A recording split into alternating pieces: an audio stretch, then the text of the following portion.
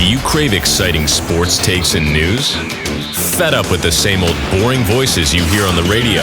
If you answered yes to any of these questions, you just might be a TBloomaholic. Lucky for you, it's time for another episode of the TBloom Talk Show, the #1 sports podcast in the world. Settle in, my TBloomanites, because another episode starts right now. Live from TBloom headquarters, here's your host, TBloom. Yank it down. Yeah, very good. You ready? Good?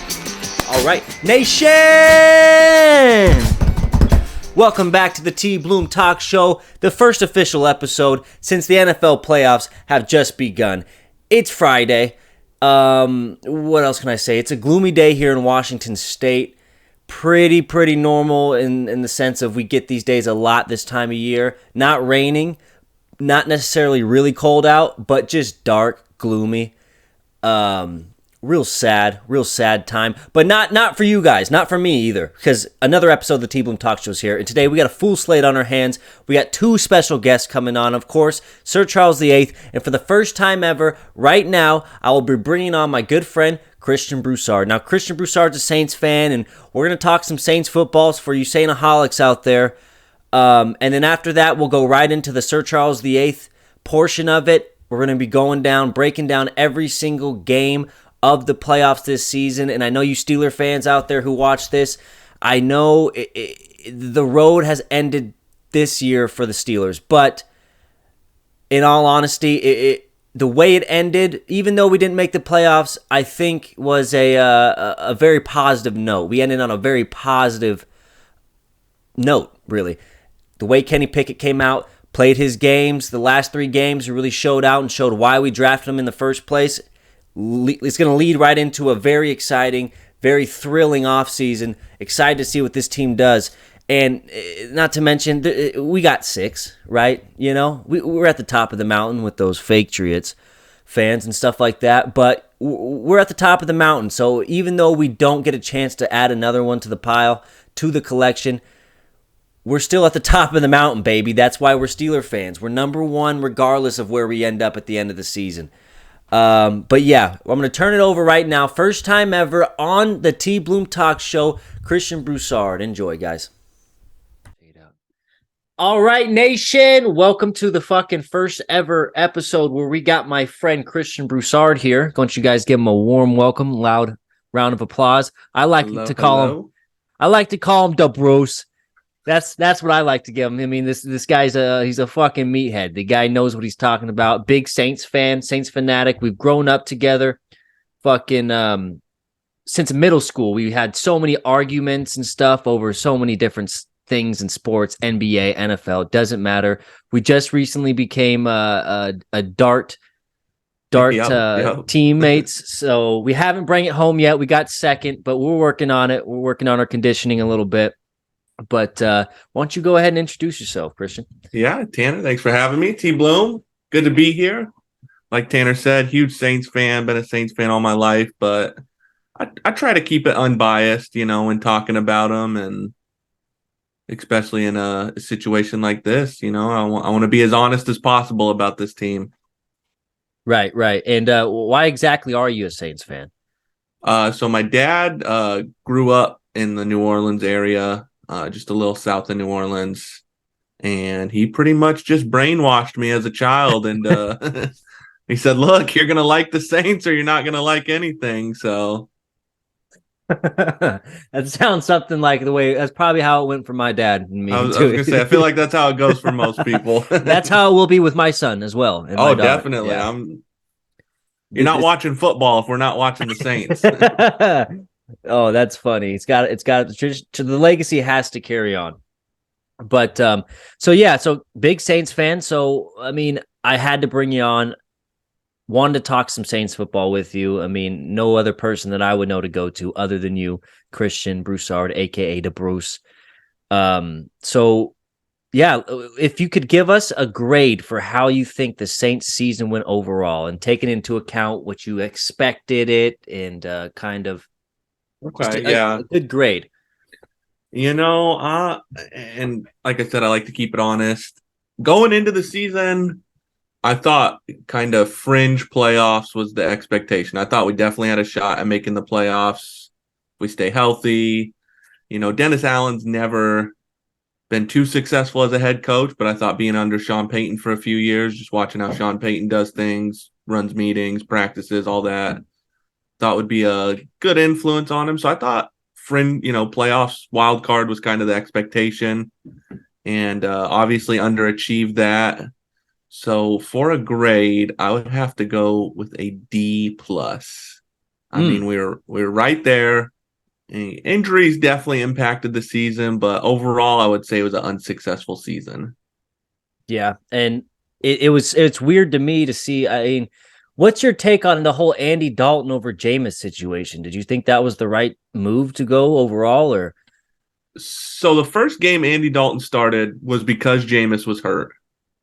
And Andy Dalton played well that first game. He kind of showed us something, said, hey, I still got a little left in the tank. Red rifle, baby. Yeah. And so he plays well the first game, and then Jameis starts getting healthier, but it's like, can you really – they're pretty equal. I put them on pretty equal talent level. Jameis has a little more natural arm talent, can make the deeper, more accurate throw, but doesn't maybe read the defense as well.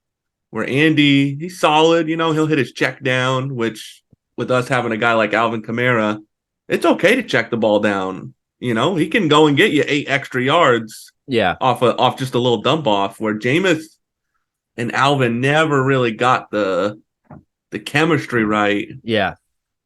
Going forward, I don't think either guy is the answer. I don't think either guy is going to be a quarterback on a playoff team. You thinking Taysom? No.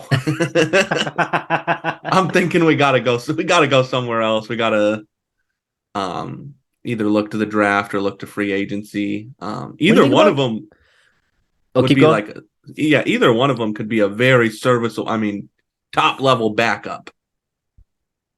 But I don't think either one of them really has that starter talent in them anymore. Mm-hmm. Yeah, I agree. I mean, Jameis, they pretty much are the same quarterback in a sense. Like, they're going to produce the same result. I just think Jameis's ceiling's a little bit higher, but I also think his floor is way lower. Oh, yeah. That's a good way to describe it. Yeah, because he can go out and fucking put up 362 yards, 3 TDs, probably a few interceptions, and get the dub. But he can go out and throw fucking 5 picks. I think a big problem with both of them is they're both pretty immobile. Both just kind of stand there in the pocket. Don't really move well in the pocket. Like, you take a guy like Drew Brees, who I watched a ton of, obviously. He was never really a mobile guy, but he was so good at shifting around and just finding the space in the pocket, whether it's a little to the left, a little to the right, straight up. Mm-hmm. He was good at avoiding rushes in that sense, where these two guys just, they're statues, man. They just stand back there, and they both can throw the ball, but with how pass rushers have kind of developed every team now has got a guy that can come off the edge and just get straight to the quarterback, where you got to be able to step up. You got to be able to, make a guy miss or. Yeah. No, I know what you mean. It is weird because, like, the pocket presence that Drew Brees had, and I got to bring up Brady because he has the same thing too. Not very mobile, but he knows how to, shift his, step up a little bit here to, like, shield off himself from a defender on, like, a lineman or something like that. And it's weird because Jameis Winston, I thought, was at least had decent mobility coming out of college. Maybe he's lost some of that throughout the years in the NFL. Yeah, and he's been getting beat up these past few years. He tears the ACL last year, and then breaking stuff, having a bad back this year, and that stuff's going to add up. What do you think about the whole Derek Carr scenario? You interested in going that route? I wasn't sure if you were going to bring it up or if I was. It was on my mind. I'm interested in a guy like Derek Carr. The Raiders were pretty bad this year. They gave away a lot of games. They would get ahead. They'd play well. They'd be in games. Just kind of give it away towards the end. And I think Josh McDaniels is probably one of the worst head coaches in the league. And I think a guy like Derek Carr, He's talented. Maybe he just needs a good head coach with him. Mm-hmm. I'd definitely be interested in Derek Carr. Problem with the Saints is our cap situation is pretty grim. You guys pretty fucked this year? Yeah, we're pretty capped out. Just kind of the way we did things 4 years ago, 3 years ago is affecting us now. We would backload a lot of contracts, so we'd say, "Hey, you'll get your bonus all up front and everything, but you're going to get most of your salary in like the last year of your contract." Right, right. So I don't know if we necessarily have I mean, Mickey Loomis, our GM, he's creative with the cap. He'll make it happen if that's what they want to do. But I'd be interested in Derek Carr. I think Derek Carr could find some success in New Orleans if he's definitely out as an Oakland or as a Las Vegas Raider. Yeah, and it seems like he's definitely going that way. I mean, he made his post today, giving his farewell or whatever. But I also wanted to bring up, what's up with Michael Thomas? Is he playing for the Saints ever again, or what the fuck are we doing with that? I think he will. So last year he hurts his foot, Mm-hmm. and the doctors advise him surgery. He goes and gets a second opinion. That doctor tells him it could heal naturally if he wanted to. So he decides to let it heal naturally. He went to the doctor and said, "Look, I need you to tell me I don't need surgery because I ain't fucking doing it." It seems like when it happened. So this is last year. This isn't even this most recent year. So he does that for like 6 weeks, and then finally the doctors are like, "Hey, bud, it's not healing naturally well." And so he ends up having the surgery. He's out the rest of last year. This year's similar situation, a little different injury. More on his toes this time than the actual foot itself. Yeah.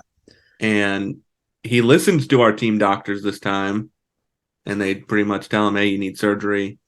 I think he likes it in New Orleans. I don't, he gets a bad rep from the rest of the, outsiders, and but he's a guy who just wants to go out there and win. And I think he thinks that they can win in New Orleans. When we had, like, the only game he played this year, we won. So that's a good stat. We 1-0.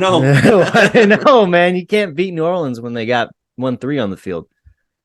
And but yeah, I think we restructured his contract, so we'll see if he's still under contract for us. So unless he demands a trade, he's not going anywhere, and he's not a guy I'd want to get rid of. I mean, he caught 150 passes in a season. You don't want to get rid of a guy who can do that. I mean, he's so good at making contested catches. I mean, he's probably one of the best route runners in the league when healthy. Yeah, he doesn't have the top end speed, but when you can create separation like he can, and you got two just glue hands, I mean, that's just a guy you want on the field. Especially, we got Chris Olave to complement him, speedster. So yeah, how did you feel about his rookie year? He didn't have too bad of a campaign. No, so, 1,000 yards, and he even missed a couple games. So he could have put up some more yards, maybe. I mean, they're Ohio State guys. Saints love Ohio State guys. I don't know what their wide receiver coach is teaching them, but they always come out and perform for us. Yeah, he's a great route runner. He's got good hands. He's a little frail, a little smaller body, but he's got great speed. And if you can put up 1,000 yards with Andy Dalton and Jameis Winston, I think solid chance you're gonna be pretty. He's gonna find success in the league. Absolutely, yeah. Honestly, I mean, maybe this is me just being a bad fucking NFL fan, but I didn't even realize Chris Olave was a rookie until I think it was week 15 when I was watching some Saints game. They're saying the rookie. So I was oh shit, yeah. We traded up for him last year in the draft, so we actually don't have a first-round pick right now. Okay, so seems like you guys got to go on the free agent for a QB. If you guys are thinking a win now mentality, maybe you guys are looking to rebuild. I'm not sure. How about your boy Sean Payton, man? What the fuck's his problem? You guys get a first-round pick for trading him? We bring up draft picks, and it seems like the Saints are telling teams, hey, if you want Sean Payton, it's going to probably take a first-round pick, maybe even another pick.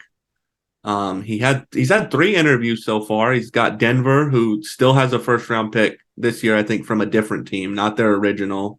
That one's obviously in Seattle. And then he's also interviewed with, I believe it was Houston. He's a He's a Texan native. Oh, He loves it there. So if the Dallas job isn't open at the end of these playoffs, which I don't think it should be. I mean, McCarthy's led him to a 12-4 season or 13-4 season or whatever. 12-5, I think. 12-5. I mean, how could you fire the guy? Well, if he goes out there and doesn't win a playoff game, true, and you could get a guy like Sean Payton, yeah, but that's going to be interesting. Yeah, I would. He's obviously done in New Orleans. He's ready for something new. Mm-hmm. And if he wants to do it now, we could definitely use a pick. So right, yeah. So I don't think we're going to let perfect timing in that sense. Yeah, yeah. Have you because there's a few quarterbacks I'd be interested in, especially in the first round, depending on just how they fall. But yeah, Derek Carr, rookie quarterback. Jimmy G, maybe. You guys got a defense. You guys got a nasty I defense. know. I like Jimmy G. He's obviously just pretty injury prone. Yeah. I mean, yeah. He's not going to start the whole season, that's for sure. If he could stay healthy, I'd be fine knowing Jimmy Garoppolo is my quarterback. But if the injury thing kind of scares me away from him. Yeah, no, I hear you. So, are there any other moves you're thinking about that you think the Saints should go out and attack this offseason? I mean, we talked about the quarterback. Defense is pretty legit. I mean, maybe go out and snag some of our better defensive players are getting up there in age a little bit. Cameron Jordan, I think he turned 34 this year, 33.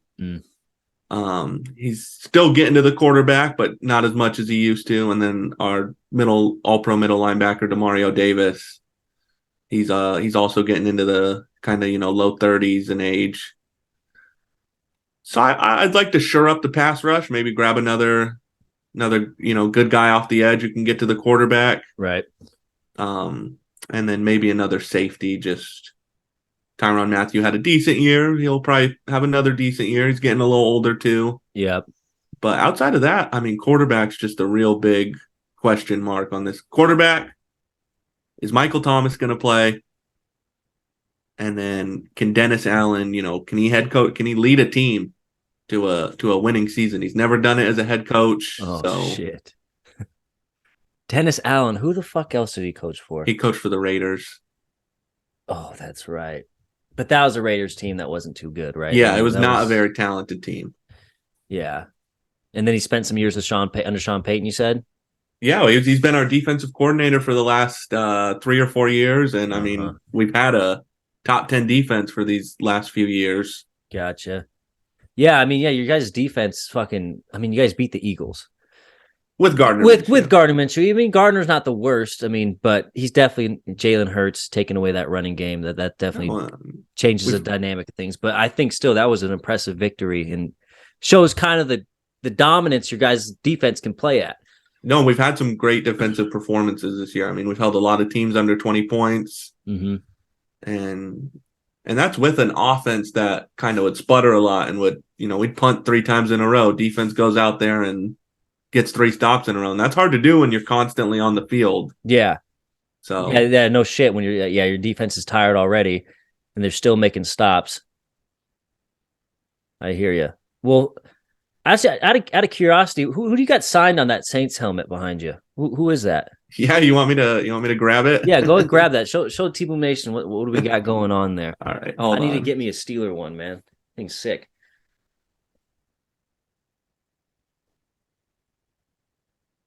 So honestly, the main signature on here, this was his rookie year. We got Marshawn Lattimore right there. Oh, nice.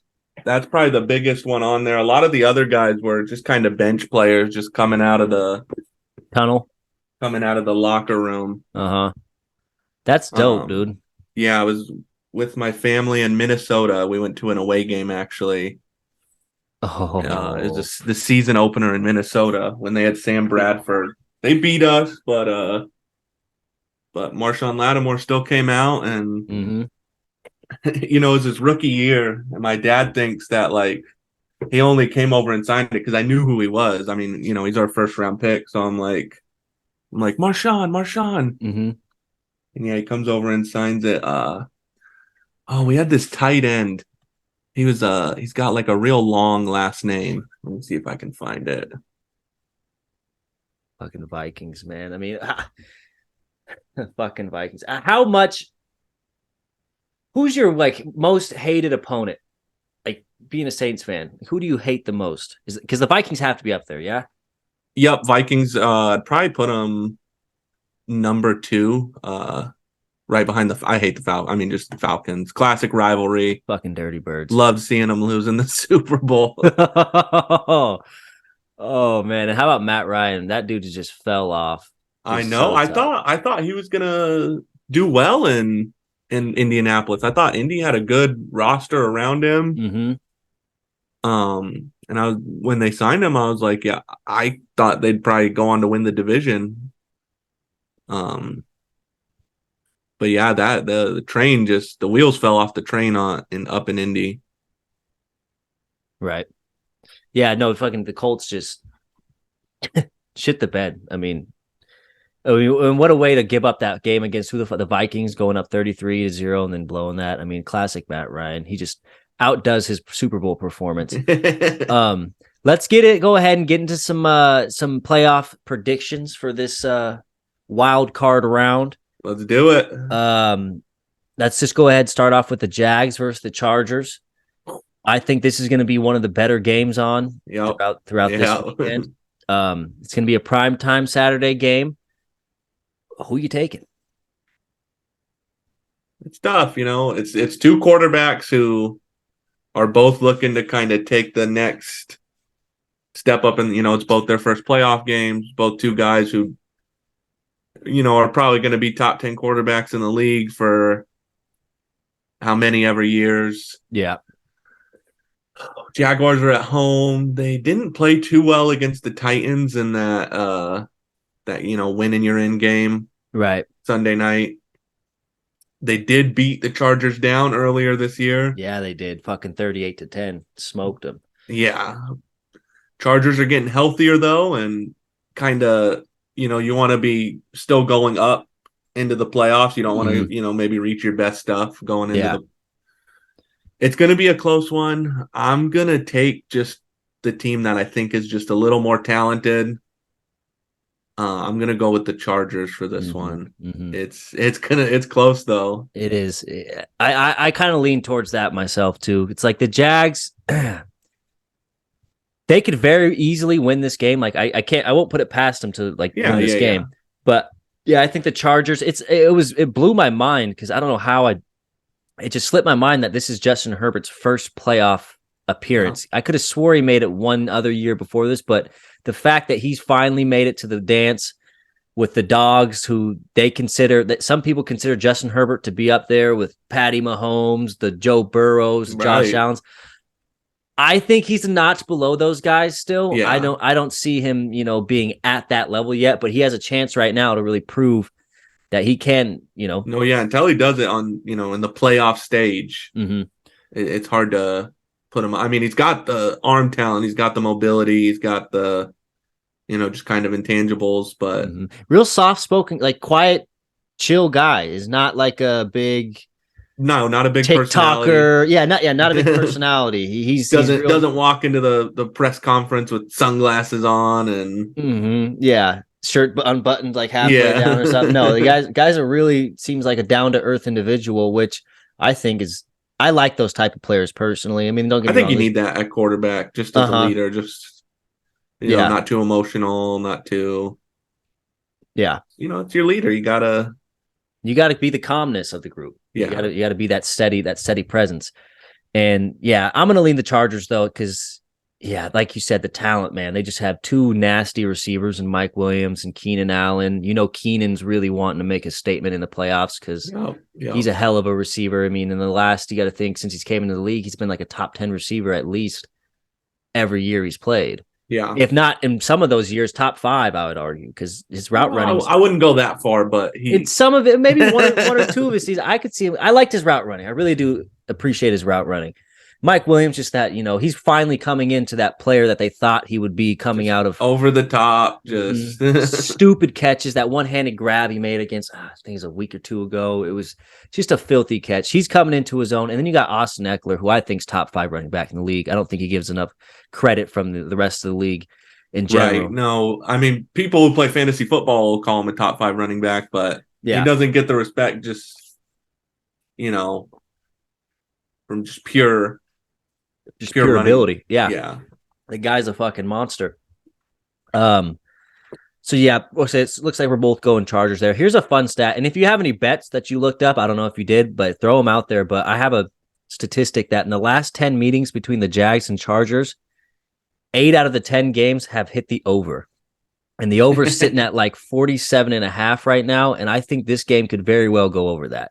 I think this could turn into a little bit of a shootout, if you will. I think I like the under. Since, 2 quarterbacks, first playoff game, maybe a little nerves, maybe a little conservative. Don't want to turn the ball over. It's the second game of the day. It is, it's the Saturday night game. Gotcha. Prime time, baby. Yeah, night game. Mm-hmm. 47 is a pretty high total. I mean, you're looking. Well, it's not that high. 24, one 23. Team scoring 25. Yeah, something like that. 27-20. I don't know. 27 is a lot of points in the playoffs. Yeah, but you're not looking at 2 elite defenses necessarily. I mean, the Chargers, I don't know how they haven't put up more sacks than they have. I mean, you have fucking Joey Bosa and Khalil Mack, and I think they're like middle of the pack in total sacks. Yeah.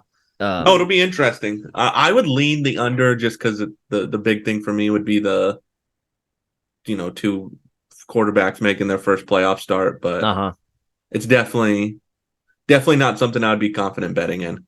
Right. Well, I already bet, so fuck. All right, next game. Another game I think is going to be a good one. Bucks versus the Cowboys. Brady undefeated against the Dallas Cowboys in his career, 7-0. Is he going to make it 8-0 on Monday?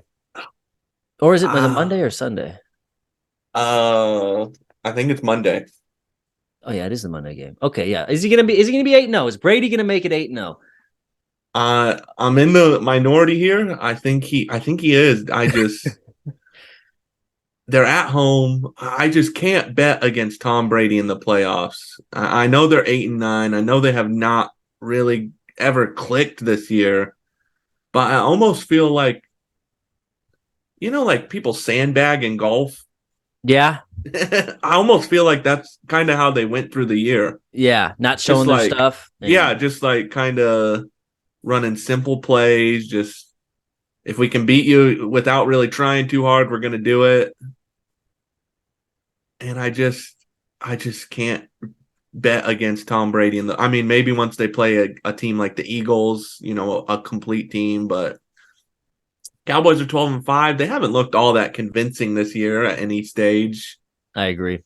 So, and again, this game can go either way. I'm not guaranteeing the Bucs are going to win, but they have a good team. They have a good roster, and 2 great wide receivers, good running back.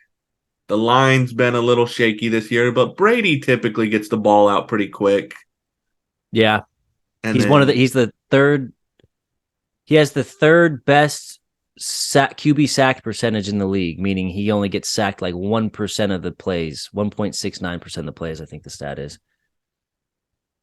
Yeah, or he's actually number 1. They have the best. They don't get sacked at all, pretty much. The Bucs did beat them earlier this year. They did, didn't they? I think that was week 1, right?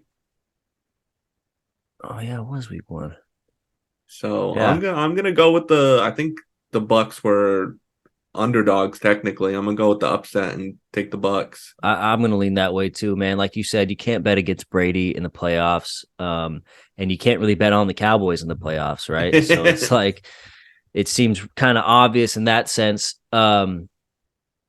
And as you mentioned, the Cowboys, they don't look too convincing at all. I mean, they kind of seem like the same team they've been for the last 3 years. I mean, taking out that Dak Prescott year where, They kind of just seem like the same team they've been, just they happen to win a few more games this season and happen to sneak in with a 12-5 record. The defense is a little better. Micah Parsons is. Mm-hmm. I mean, you got pretty good. You got a guy who can just get around the field that fast. I mean, get to the quarterback. He can cover. He can do it all on defense. Mm-hmm. Has helped them. Trayvon Diggs, great cornerback. I know he gets bad rep, plays pretty aggressive, can get beat sometimes, but right. But still, nonetheless, a dynamic player on the field. Right, yeah. No, I mean, there's a reason the Cowboys are 12-5, but I just feel like 8-9 is not a true representation of what this Bucs team has to offer, and I think we're gonna see a little explosion maybe from the Bucs. Brady, yeah, no, I like the way you put that. All right, so let's go to the next one. We got the Seahawks versus the 49ers. Fun fact about this one, the Seahawks and Niners have only met one time. Oh, shit, we got 10 minutes. We'll get through it. I don't have Zoom Pro, and because it costs like $1,200 or like $1,000 or something. But I didn't know you could only... yeah, you only get 40 minutes. But anyway, fun fact, Seahawks versus 49ers. Only one playoff game between them. That was the infamous championship game. So I'm going to take the Niners. I don't see the Seahawks winning this. I think they're just happy that they made the playoffs in their rebuild year. Yeah, I mean, unless Purdy really, goes away from what he's shown over these last few weeks. Right. It's definitely got to be the Niners. I mean, just way better roster, way better team, better coaching. Mm-hmm. So I would definitely go Niners too. I know we both don't like the Seahawks to an extent. Yeah, absolutely. Not even trying to be biased picking against them. I just think the Niners are clearly the better team. Absolutely. The only thing I can see the Seahawks maybe have a chance in is because they play each other so many times. So they're not many times does a team beat a team 3 times in a year. Right. That's so hard, regardless of record. I mean, yeah. So that's the only thing kind of keeping it a little interesting. We'll go to this one. This one's kind of obvious. The Dolphins versus the Bills. No Tua, Skylar Thompson. No Teddy. Yeah. It's got to be the Bills. Yeah. I don't think the Bills even make this even close. Yeah. Yeah. Not much to say on that one. Yeah. All right. And then another potentially close one, I think the Giants versus the Vikings. Yeah, definitely. How about Daniel Jones, man? Give that guy some fucking cred. Well, he's taking care of the ball a lot better, and he's really taking advantage of his mobility. You need Daniel Jones to lead a drive late in the game. I just don't think he can make the throws that in like a 2-minute drill. Come on, man. Danny Dimes, man, the speedster. I do think they can win this game, though. I mean, the Vikings constantly find themselves behind in games and are constantly playing in close games. I don't think they're as good as their record shows. I mean, they got a negative point differential for what are they, 12-5? Yeah, and they somehow have a negative point differential, which is so. Kirk Cousins, we'll see. I mean, I think the Vikings have a lot of talent around them, but it just never seems to work out. I think they'll beat the Giants. I think Giants had a good progress year. They got better, found maybe their coach for the next couple years, but I think this is where their run ends. I'm gonna have to disagree with you, man. I'm gonna go the Giants. I think they're gonna play good enough football. I mean, it really depends. The Giants have to keep the time of possession down for the Vikings because they cannot give Kirk Cousins and Justin Jefferson a lot of opportunities to score. They're gonna have to keep the time of possession. They're gonna have to keep them out of the end zone, and they're gonna have to run the shit out of the ball, I think, and obviously not give up any turnovers. But I think they're gonna do it, like you said. I mean, the Vikings. A lot of talent on the team. It just doesn't seem like they can put it together for that complete fucking wholesome roster. I'm gonna go with the Giants on this one. Let's see. All right, we got one more game: the Ravens versus the Bengals. This one kind of seems obvious. No Lamar Jackson. Got to wonder what that guy's future is going to look like in Baltimore. Saints? Whoa. Imagine a read option where it's Lamar handing it off to Taysom Hill. And he hands it off. Taysom Hill doesn't hit the hole, bounces it outside, throws a touchdown. Oh my God, I didn't even think about that. Lamar to New Orleans. Well, you guys need fucking room to sign him. I know we're not going to get Lamar. But there's ways, because I follow a lot of Steelers stuff. We have like 1 million in cap room, but there's people saying we can get that up to 44 million just by restructuring shit. I don't know what your guys' situation is. Like you said, you guys were backloading a bunch of stuff years ago. But I'm sure you guys can make a little bit of wiggle room, maybe. I don't know. Probably not the 200 million needed. Right. Yeah. I see. Here's the thing. Maybe this is because I'm biased against the Ravens. I don't think Lamar. I think the best days of Lamar are behind him. I think if he can stay healthy for a full year, he can definitely still lead a team to a play. He can make a playoff run. Yeah. He's never found that success in the playoffs, but I think he can. He's just dynamic and he's really improved as a passer. He's improved maybe, but he's still levels behind, like kind of what you need to be that premier QB. Right. No, I get what you mean. Like he still relies a ton on his athleticism. Yeah. Which I'm not saying it's going away anytime soon, but obviously as the years go above him. The years and the injuries. This, he's got a knee injury. What's that going to, in Madden, that's taking down at least 2 speed. Oh my God. Taking down at least 2 speed. What's he at, like 95 now? But yeah, as the years go down and come along, and obviously not just more film, but defenses are used to playing against him, and it gets harder and harder for him to make these plays. I think and like I said, this could be the Ravens' bias, but I just think the better days are behind him. But yeah, I think the Bengals take this one pretty handedly, definitely. man. Playing at home, I mean, yeah. Bengals, I feel like might have peaked a little too early this year. They had a slow start, and then I mean, since that like 2-3 start, they've won like 10 of their last 12. Right. But I think they'll definitely get through this one. And then we'll see who they play next week. But yeah, definitely Bengals on that one with no Lamar. Yeah, no Lamar, and you got fucking Huntley. It's just is it Huntley or is it I think it's Huntley. Because didn't someone else just play last week? No, I thought it was Huntley. Or yeah, it could have been someone else. Let me look this shit up.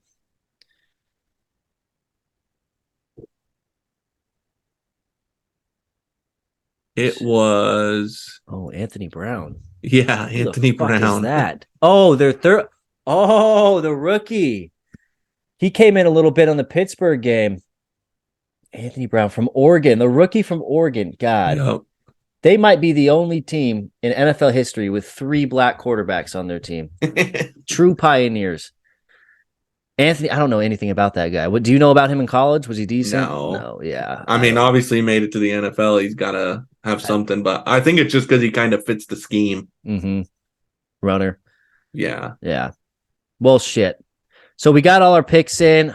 Yeah. So just quick, right off the top of your head, who's the MVP of this season? Yeah. Final little thought. I got to go Mahomes. I would have loved to give it to Hurts if he stayed healthy there at the end of the season. Kind of sucks. Same thing that happened to Wentz, and as when he was an Eagle, he probably would have won an MVP, but got hurt right at the end of the season. And think about how his career would have been different. Fuck. Yeah. But I gotta go Mahomes. I mean, to lose Tyreek Hill and still, put up the numbers he put up, get the number 1 seed, and it's just got to be Patty. This and just another step in his quest future towards fucking GOAT. Future GOAT. You think he becomes GOAT? I don't think he'll ever win the amount of Super Bowls needed. I think he'd have to get to like 4 to kind of topple what Brady's done. Yeah, it'll always be kind of like an Aaron Rodgers thing where people say, "Oh, purely off talent, Aaron Rodgers is the best of all time." I think a lot of people make that argument about Patrick Mahomes, but when you mix achievements and winning and skill, it's going to be so hard for someone to pass Brady.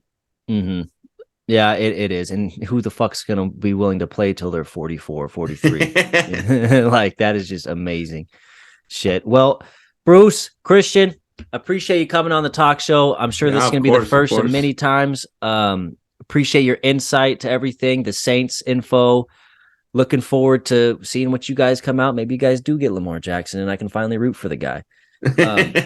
But yeah, truly appreciate you coming on the talk show. You're welcome on anytime. Any last remarks or anything you want to say to the nation before you go? No, just thanks for having me, TBloom. Glad we got to yuck it up and talk some football. And thank you for having me. Yeah, no problem. Everyone, that's Christian Broussard. I'll put a link to his Twitter if you guys want to follow him right here. You got Twitter, right? Yeah. Okay, I'll send me a link to your Twitter because I don't know if you follow me or whatever. I think I do, but okay, yeah. I'll put his little Twitter thing right here. You guys can go follow him, shout him out. Christian Broussard, everyone. Until next time, Bruce, I'll see you later. All right, I hope you guys enjoyed that. Christian Broussard with all the Saints knowledge.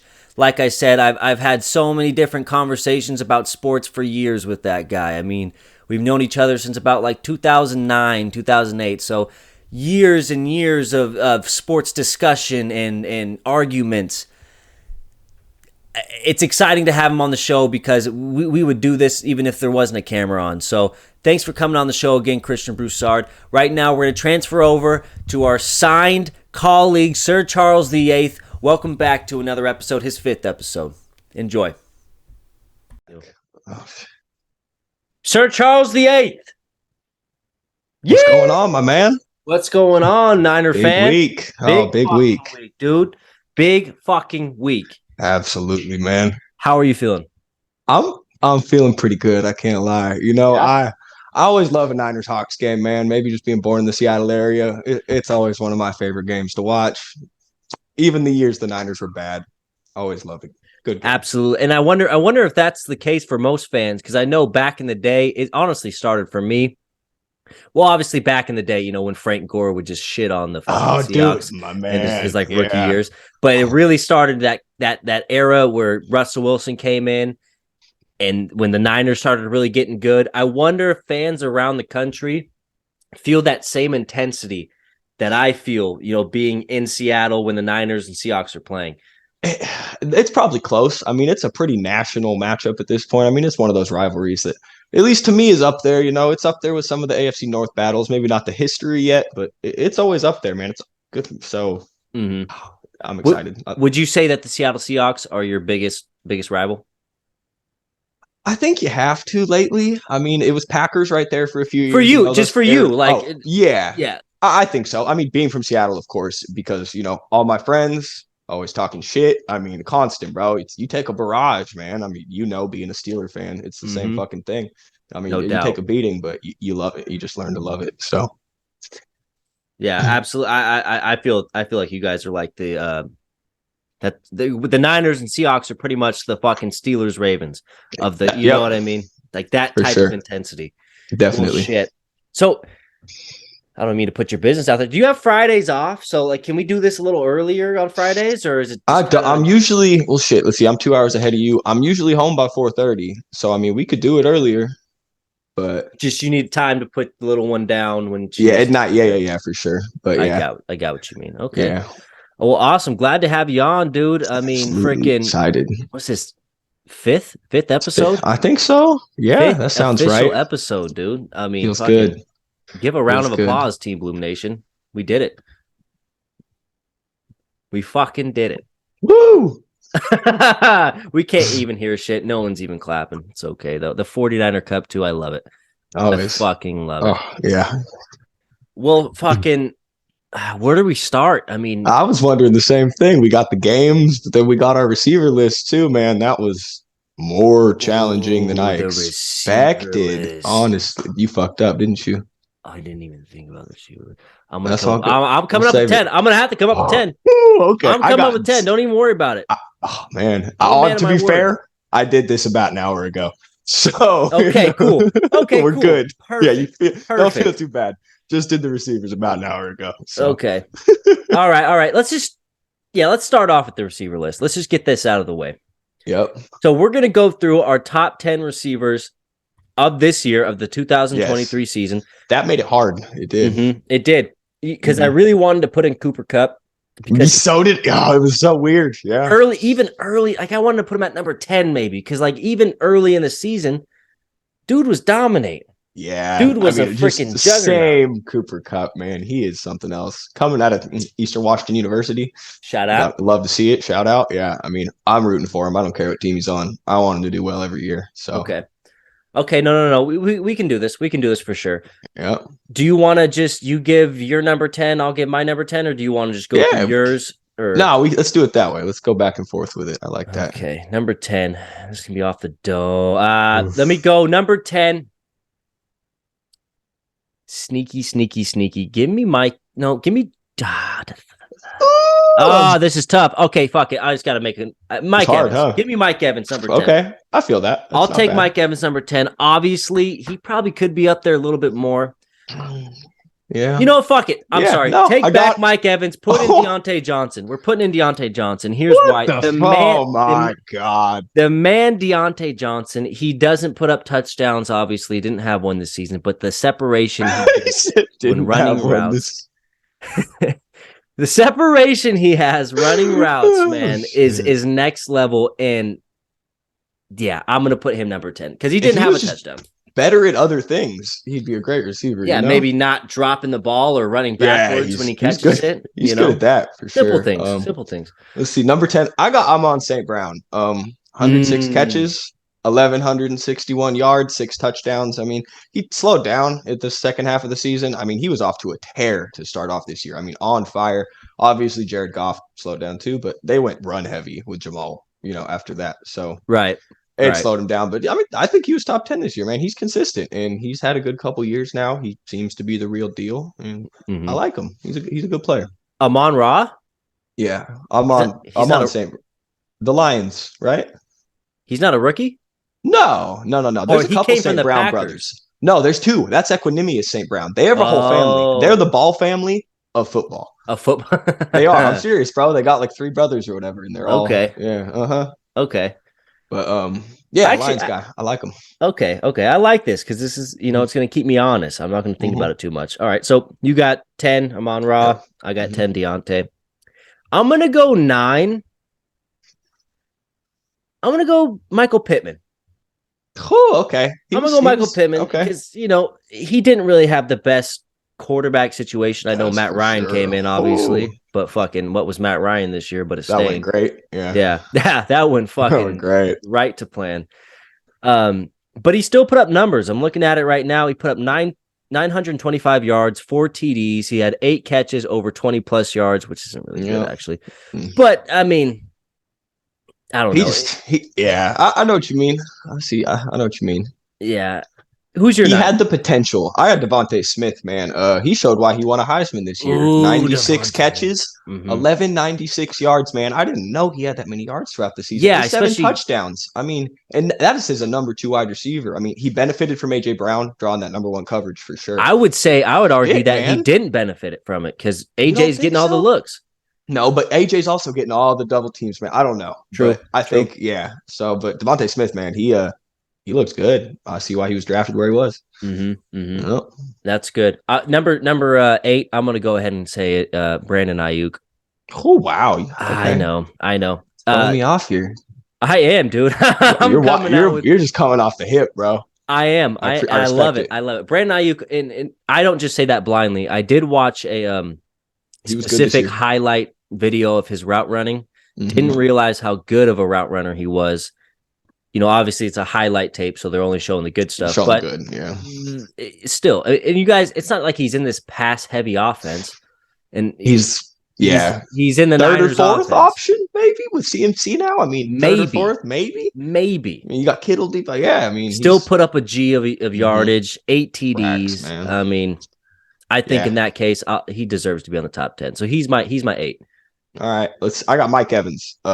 So you had him, you talking about him earlier. 77 catches, 1,124 yards, 6 touchdowns. Touchdowns regress this year. He's usually a touchdown king, but in only 15 games, man. So he's a game changer. Those deep threats. He gets a lot of yards when he gets the ball. He has the ability to change a game. So I think that puts him in the top 10. I agree. Because my next guy is going to be Mike Evans. I didn't want to put Mike Evans at 10. I feel you on that because I felt like he deserved more than that. So I'm going to put him at 7. I'll put him at 7. Mike Evans at 7. Gotcha. A divorced Tom Brady still made it happen. Yeah.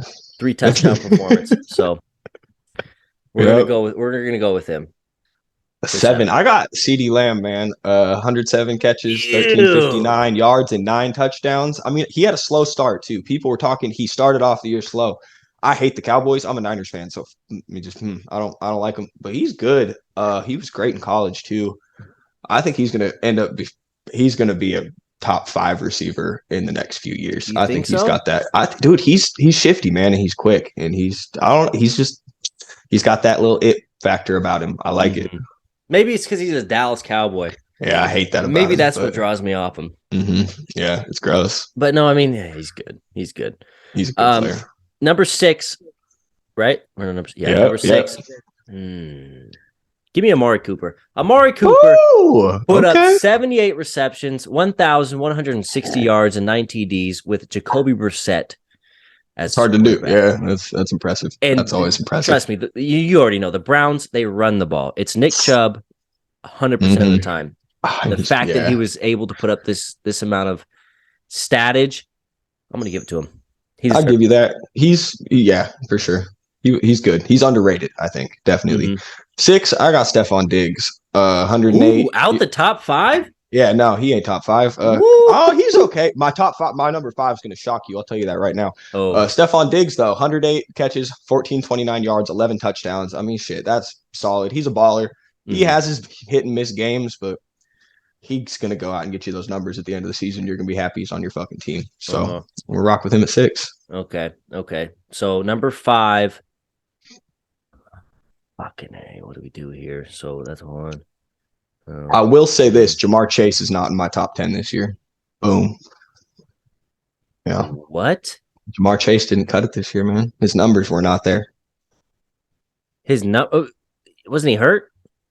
Yeah, still just even with the games. You're not fucking with him? I mean, he's great, but he had a lot of games with 4 catches. I mean, he just wasn't seeing the ball a lot, man. T. Higgins took a lot of his targets. I think a lot more than. You know what? I don't even have a problem with that. Fuck it. You're not putting Jamar in there. I'll take Jamar out too.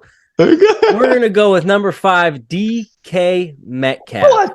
Okay. I know. Crazy. I'm curious where you're gonna fit the rest of the because I'm confused now. Fuck! Okay, I'm sorry. I gotta take DK Metcalf out. Okay, fine. We gotta go. I'll roll DK. DK Metcalf. He's just a presence on the field, man. When it comes down to it, like as a defense, how can you stop that guy? You have to double him. You have to put emphasis on him. Yeah. Dude's beast. I mean, he's got 90 receptions. And I know Geno Smith had this great year or whatever, but in quotation for him, it was a great year. Yeah. Oh, actually, I'm gonna give you a. We're gonna do that later. But I got a funny thing about that. But yeah, I'll put DK Metcalf as my 5th receiver in the league this year. Wow, this. All right, I got Jalen Waddle at number 5. And catch this, man. First, I watched a lot of Dolphins this year. I'm not going to lie to you, but 75 catches, 1,356 yards, 18 plus yards a catch. Are you kidding me? He had 21 catches of 20 plus yards. That is about 30% of his catches went for over 20 yards. I mean, that's ridiculous. What the hell? That is ridiculous. I don't know. I mean, Tyreek Hill is good, but Jalen Waddle is no joke either. So they're a duo. So yeah, that's my 5. It seems like the Miami offense, they just lived on the fucking slant for a touchdown. Yeah, it's easy with Tyreek Hill and Jalen Waddle as your wide receivers. Yeah, exactly. I don't blame you. I'd do the same thing. They just kept the yak yardage on that team. I want to look at that stat. I mean, how much yak did they have? Yak. Oh, fuck. I wasn't gonna put. Okay, I'm gonna go back. This is the goddamn TBloom talk show. Instead of DK, I meant to put Tyler Lockett. That's who I wanted to put up there. Okay, that's fair. We can't go back with that. Yeah, but yeah, we'll go number 4, AJ Brown. Brown. Hey, I like that. Okay, stupid amount of catches where he just made corners look stupid, and it specifically, I hate to say it, in the Pittsburgh game, mossed Witherspoon, Ahkello Witherspoon. You know all about him. Oh, yeah. Ahkello Witherspoon got mossed twice, the same route, literally ended his starting job after that game, never played another down for Pittsburgh.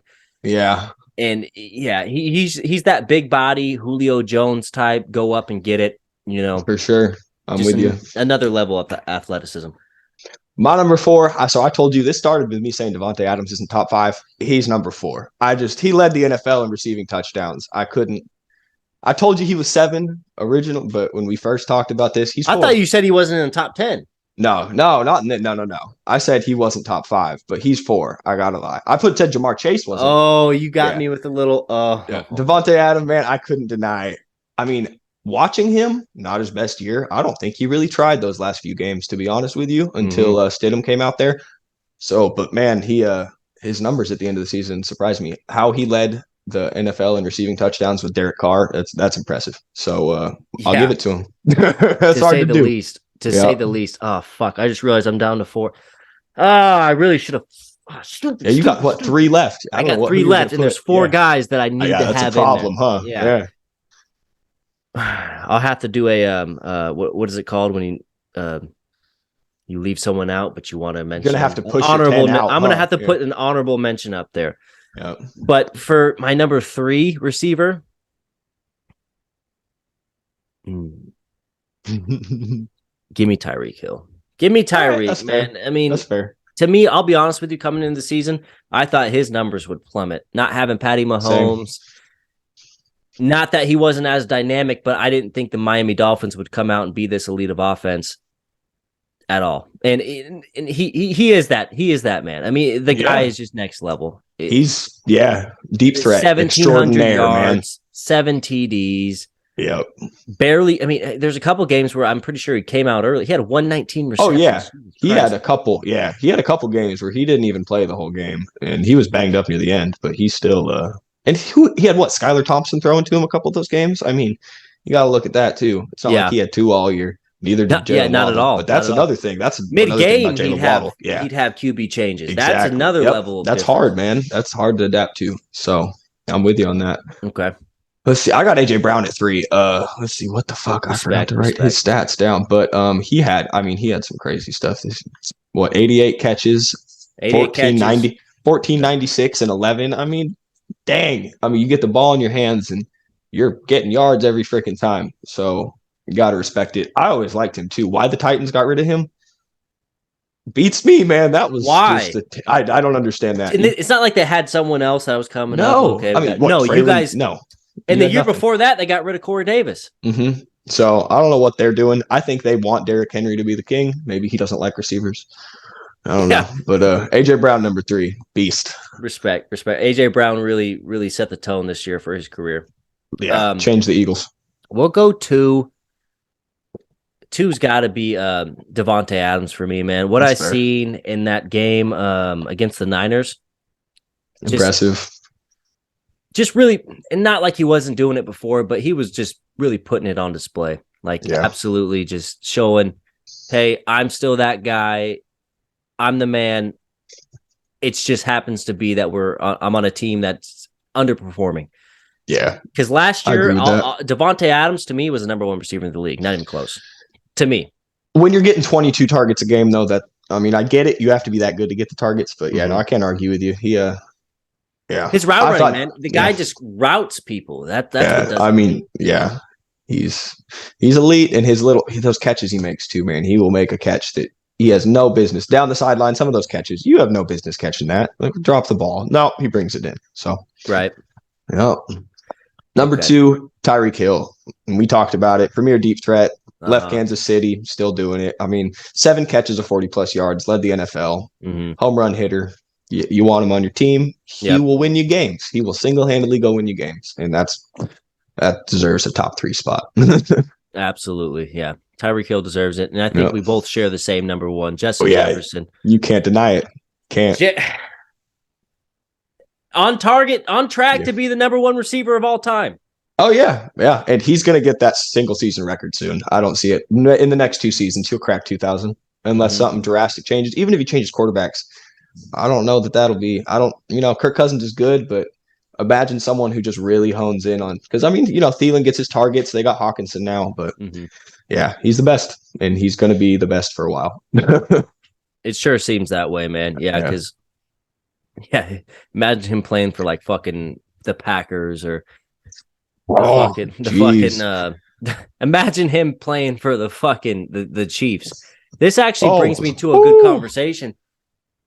D-Hop, a lot of speculation where he's going, and it's sad that he had to get out of the top 10 because he's a damn good top 10 receiver. But this year he didn't. Yeah. Started off with all his suspension. Fault. Yep, wasn't necessary. I mean, I think I that's don't mean definitely that part. his fault. I mean, the quarterback play was not his fault. He had some really shaky offense. I mean, Kingsbury's gone.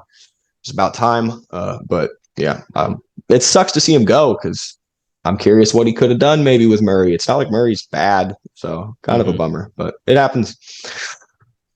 Yeah, I mean, fucking D-Hop. That's what I wanted to say. I mean, all the speculation where he's going, I think the Chiefs fucking get him.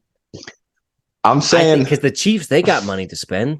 Yeah, I think if Green Bay wants Rodgers to come back, Green Bay is going to try to go get Hop. That's what I think. So if Rodgers wants to come back to Green Bay and they can get D-Hop, they're back at contender. I mean, they're right there. Their defense is still good. So that's what I'd like to see, and we'll see. But Chiefs, that's kind of scary.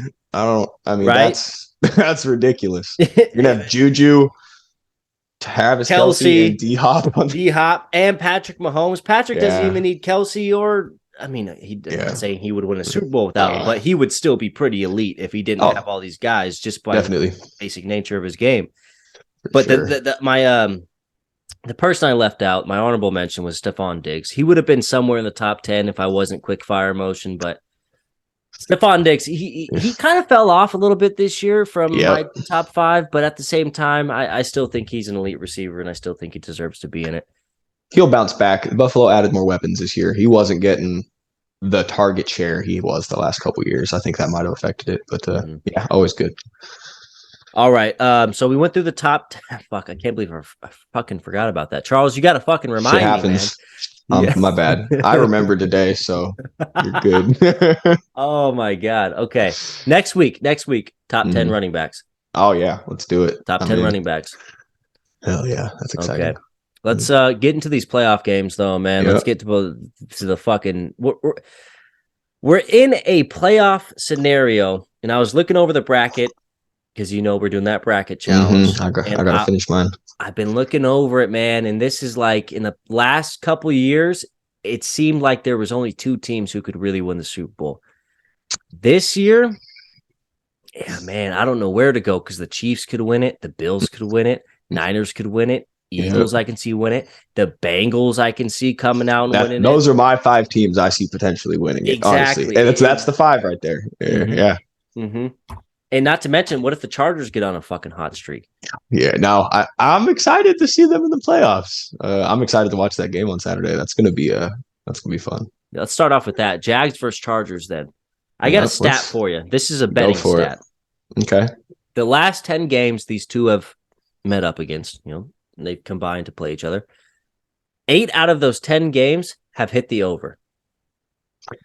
The over's 47.5 right now. I saw that. I think that can happen. Oh, I agree with you. Any game with those 2 quarterbacks, I think you can put. I mean, over's a good odds. The thing was, Mike Williams going to play. He hasn't practiced all week and he's questionable. He hurt his back. He's had back injuries before since college. That's always kind of been his thing, is his bad back. He hasn't practiced all week? He hasn't practiced all week, man. I looked earlier. I double checked to see if he finally practiced, but they had to help him walk off the field after the game. They had some people had to help him. Yeah. So I've seen that. That could change things. I still kind of like the Chargers winning it regardless. Keenan Allen is still Keenan Allen. Austin Eckler is just something. He had over 100 catches this year. I was looking at that. I was on the receiving list. I was like, Austin Eckler? The fuck I saw that too. I almost put him in my top 10. But for sure. Yeah, I think it's going to be a close game, though. Personally, I got Chargers 27-24. So I think it's going to be a nail-biter. Yeah, because this is going to be a matchup we're going to see for a long time. If these quarterbacks stay healthy, they keep building around these teams, I mean, this is going to be one of those fun rivalry quarterback games that we could see develop over the next decade. Yeah, I agree. I mean, fucking Trevor Lawrence. How about the Jags going on a 5-game losing streak earlier on the season and then coming on and putting 5 straight or 5 out of 6, whatever. They went on 5 straight, I believe. Yeah. I mean, a complete turnaround. And you got, as a Jag fan, man, you got to be happy to see that. Trevor Lawrence seems like what he was supposed to be coming out of Clemson. Finally. It's never easy to come into the Jaguars organization as a QB. It's much like the Browns. You get drafted by the Browns. It's bad time, man. Uphill battle. It's an uphill battle. For sure. Yeah. And especially with Urban Meyer as your coach, that didn't start out real great for them. That was a disaster to say the least. I mean, yeah, shit but show no, going on there. He's showing why he was drafted number 1. The Chargers are hot right now. They've won 5 straight. So both these teams are streaking right now. So, I mean, Jacksonville's pass defense is awful. I mean, like, awful. Like, lots of yards, lots of receptions. Mm-hmm. If Keenan Allen finds his rhythm, I mean, when his routes are smooth, they're smooth. And he's just, he's going to get open and get his catches. Mm-hmm. And, I mean, Etienne, I don't know how to say his name. Him and Christian Kirk are really good. They're still just not Christian Kirk isn't Keenan Allen, obviously. And Etienne isn't Eckler yet. He might be in another year or two. I mean, he looks really good, but we'll see. I think Khalil Mack, if he can have an effect on this game, will have a big impact on it. He needs to generate some pass rush and get after Lawrence, because that defense is a little streaky themselves. So it surprises me that the Chargers don't have more sacks. Right? You'd think they would be a lot higher. And I know they've had injuries and stuff like that, but still, Khalil Mack and Joey Bosa. Right? What the fuck? You should be able to put up at least a better defense. Like, I mean, and plus they signed J.C. Jackson. Yeah, he got hurt. Didn't he get hurt in the beginning of the year? I feel like he missed most of the season, didn't he? I don't know, personally. But yeah, he wasn't playing great before he got hurt, though. He started off the year real bad. But I don't know. I wonder if the defensive coordinator will be back, because with this talent, you got to put together a better defense than this. I mean, my God. It's kind of the same thing with the Jaguars. I mean, they have some good defensive line talent and linebackers. I don't know. But offensive game for sure. Yeah, it's going to be a fun one to watch. Get your popcorn. I think, and I'm glad they put it the night game. Yeah, me too. I think the only way, call me crazy here, but the Jags, when they win games, they usually run the ball really well. And that's something you don't think about, because they have Trevor Lawrence. And if they can start running the ball, the Chargers do not have a good run defense by any means. Oh, no. And on the other side, the Jags do not have a very good pass defense. That's what I was, bad. That's what makes me think the over is going to hit, because it's like their strength versus their weakness, that's kind of where I'm leaning towards. I think overall the Chargers are going to take it, though. It's really weird to think that Justin Herbert's first playoff game is going to be on Saturday. It doesn't feel that way, right? He feels like the veteran going into this, and I don't know why. Because people put him up there with Patty and Joe and fucking, what's his name from Buffalo, Josh Allen. Josh. Like I was telling my other Christian Broussard, he's like a notch down. He's like one notch down, and he has to make almost there. Yeah, and it's going to take a playoff game. A playoff performance. Take a couple playoff games. He's got to win. He's got to win. If you want to be one of the up there with those guys, you got to go in the playoffs and win. I don't care you're on the road. Those guys don't care they're on the road. They think they're going to win any game. So absolutely. Yeah. I'm going to go with the Chargers, though. I just think the Jags are kind of, happy they made it there. Yeah, that's that. Yep. I mean, I would be. Let's go to the next game. Bucks Cowboys. Let me tell you some shit. Oh, I got some shit on this. Yeah. Okay. This is betting shit. Yeah. The under, out of all 15 games that they've played against each other, the Bucks versus Cowboys, the under has hit 12 out of those 15 times. They have played. Surprising. Yeah. So, I mean, I wouldn't put it past the under. I think the under's sitting at 45.5 right now or something like that. I could see this being a kind of a low-scoring game right now. I mean, it could be. The Bucks also were never really an offensive team until 5 years. I mean, Jameis Winston put up some offensive numbers with them, but I mean, Bucks historically, right. I mean, you don't think offense when you think of the Bucks, bro. You're not lying. You're not lying. No. But fucking trends, man. Yeah. Fucking trends. I think, I mean, you never know. I think it could go either way. I think it's going to be close to that, honestly. I mean, within a touchdown of it. Hit me where it hurts. Tell me the. I'm going over. I think Tom Brady made the playoffs, and look out. Dak Prescott loves throwing interceptions this year. 12 games and you're tied for the lead in interceptions. You don't want to do that against Tom Brady. Not in the playoff. You don't win. You don't want to do that. So I could see Brady kind of I mean, don't get me wrong. Dallas's defense is freaking stacked, but it's Brady in the playoffs. That speaks for itself. Here's where I mean, don't get me wrong. I'm going to just say it right now. I'm going to take the Bucks because of Tom Brady. But overall in the past, the fucking Tom Brady's used to having at least a decent running game. Here's where the Bucks stand. These 5 categories, they are last in the league in. Rush play percentage, yards per rush, rushes per game, rushing yards per game, and rushing TDs per game. All dead last. That is bad. That's putting a lot on a divorced Tom Brady to win this game against Dallas. 57 years old. I mean, caught in some slack. That surprises me. I mean, I know Fournette had a down year, but they had that rookie. His name is eluding me right now. He kind of came out in the second half and was able to put together some good rushing performances. But yeah, that's going to be hard because how are you going to keep that Dallas defense honest without a run game? That's going to be tricky because Micah Parsons, DeMarcus Lawrence, they're going to get after you, especially if you're dropping back over and over. Here's another stat. The Bucs are the least sacked team in the league. That doesn't surprise me. Not with someone like Tom Brady. He's chucking the ball away. And the Cowboys are number 2 in sacks. Yeah. So I have to say that. Yeah, that's going to come to a head. We'll see. It's going to be a good one. Dallas has more talent, in my opinion, but something about Brady's gritty. He's not losing. This may be his last playoff run. You don't know. And after the year he's had, he wants to prove he came back for a goddamn reason, not just to fucking lose in the first round of the playoffs. He didn't lose his wife and his family to lose in the first round of the playoffs. Holy shit. We only have 10 minutes already. Oh, shit. Well, fucking, if we cut out. We can always revamp it. Yep. But, yeah, keep going with what you're saying, though. Tom Brady, like I said, he's here to win. I think this is it for him. I mean, I know he says he's going to keep playing. So you do think this is it? I think this is it because I don't think he's going to look at the Bucs roster after this season and say they can compete for a Super Bowl with those top teams. And where's he going? Tell me where he's going. Las Vegas. Maybe not if Rodgers beats New England. Oh no! Yeah, no, he's not going back to. Yeah, that roster's going to win it. Yeah. Who's he going to throw to? Himself? Are you kidding me? I mean, come on. That is such a fuck scenario. That is terrible. Bill's like, hey, we got Randy Moss are coming back too. I don't think that's a good idea. We got Jacoby Myers over here in case you didn't know. Terrell Owens wants to come back, man. Fuck it, bring him. Him and Brady could hook up. Oh man. Yeah. Oh, I don't think it's his last time. No, I think he's gonna play until they force him out the league. I agree, but I don't know if he fell off this year. I don't think he's the same arm talent. I mean, he's lost the zip. And how's he gonna look next year? Once quarterbacks hit that point where they start losing it, usually look at Peyton Manning, look at Drew Brees. I mean, I know Brady's been able to outlast him this far, but he's finally seeing a decline. And what's he gonna look like next year? Well, he's gonna have to go to a team with a run game. I'll tell you that. Yeah. And the Bucs do not have that at all. No. Yeah.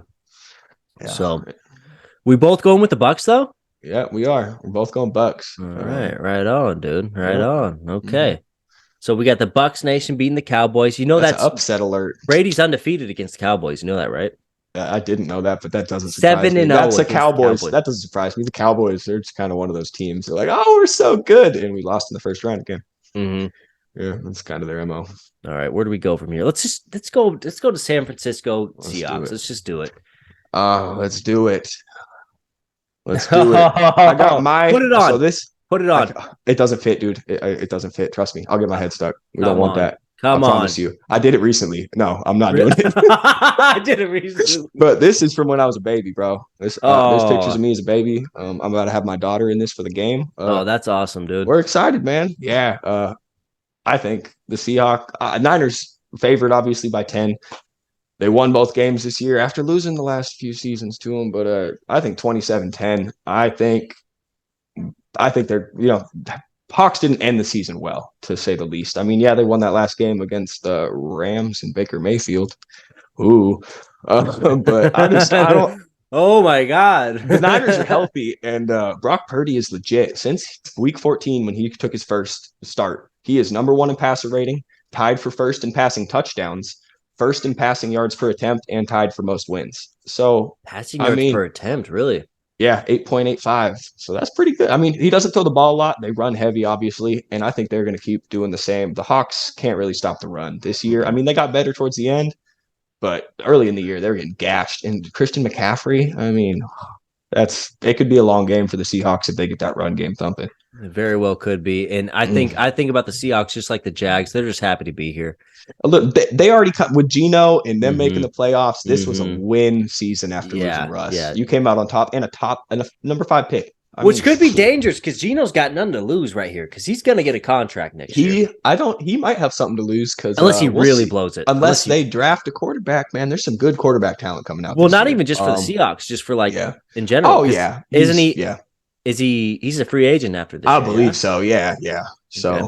We'll see. I mean, they said they want to bring him back, and he's their quarterback. But when one of those guys, say Bryce Young, falls to 5, are you telling me you're not going to draft? Tell me you ain't drafting Bryce Young. That's what I'm saying. Yeah. Even what's his name, Stroud. I mean, Will West Virginia's? There's some good quarterbacks this year. So yeah, we'll see what happens. But this is why I wish I watched college football a little bit more. I don't watch it anymore. I just hear oh, it's going to be a big draft class, and I can't have an opinion on it because I can't tell you no because I don't know I know Bryce Young. Yeah, I could say C.J. Stroud's going to be a bust because he's an Ohio State QB, and they just pan out, don't baby. Make it. So that's a fact. I mean, look at Justin Fields. They might draft Stroud to replace Fields. Wouldn't that be funny? I seen that report that they were like, we're not going to put out drafting a QB because they have the number 1 pick. I mean, except I don't think they will. I think Justin Fields. Hot take. I think they're gonna. You think they're going to? I think they're gonna. I think Fields is fun. I don't think he's a Super Bowl. I mean, Jalen Hurts, but he can throw. I mean, he came a long way. Justin Fields doesn't look like he's really developing on that front, in my opinion. But wait. So Justin Fields isn't developing? I don't think he's developing as a passer the way Jalen Hurts did throughout the last 2 seasons, in my opinion. I think it's different. But I mean, the Seahawks, DK can always be a problem. He's a matchup nightmare. But I don't see it. Tariq Woolen, maybe if he gets some interceptions, but Purdy is not really turning the ball over either, man. He might be the best quarterback that's been under center for the Niners this year. I like them, man. They're rolling 27-10. Go Niners. That seems pretty realistic. 27-10. All right, next game. What are we going at? Let's go Bills Miami. That's exactly what I was going to go with. I was going to say, let's just get this over with. Let's steamroll. Bills are going to win. The Dolphins 35-10. Bills going to beat the brakes off them. Looks like Skylar Thompson's going to start. Bloodbath. Poor Dolphins. Yeah. Is Tua ever going to play again? Another concussion? I mean, my God, I don't know, man. We'll see. He's been out for weeks again, and I don't know, man. I don't know. It's tough because he's probably, I mean, you got to think, I mean, you play football your whole life. No fucking injury is going to keep you out if you're a competitive guy. You got to think he's not having that. He's not, yeah. I wouldn't either. I wouldn't. Yeah. And that's the question. Is he all there? Like, how much of him actually believes that? They ruled him out early. So, I mean, it sucks for the Dolphins, who kind of had a fun year, but they were, lots of streaks. I hope they can kind of take this and learn from it. I think they got a good young coach who's got some creative offensive ideas. They got weapons. They'll be good. We'll see where they go from here. Yeah. What do we got next? The Vikings. Let's go Vikings Giants. All right. We can go. My fault. I didn't mean to you're good. Primetime Kirk chokes again. Giants 24-17. Danny Jones is on fire. I know he rested last week. I hope that didn't throw off their thing. I mean, I could see the Vikings winning this. Don't get me wrong. I'm not super confident, but I got a feeling the Giants are going to win this. I think Kirk's going to blow it, man. That's kind of what he does in the playoffs. Do you think that Kirk's going to blow it more than Daniel Jones wins it? I think it's going to be I think it's going to be both, and I think that's kind of what it takes for the Giants to win. I think you need Kirk to have a crappy game, not be able to get Jet of the ball, and Danny Jones, man, he's just slinging it. He's out there having fun winning football games, man. Right. And if he can keep that same attitude, Barkley's running his ass off this year. I mean, I'd love to see it. Vikings are frauds, like I've been saying this whole season. You called it when the Packers blew them out that week. Fucking fraudulent. I think I agree with you the same point.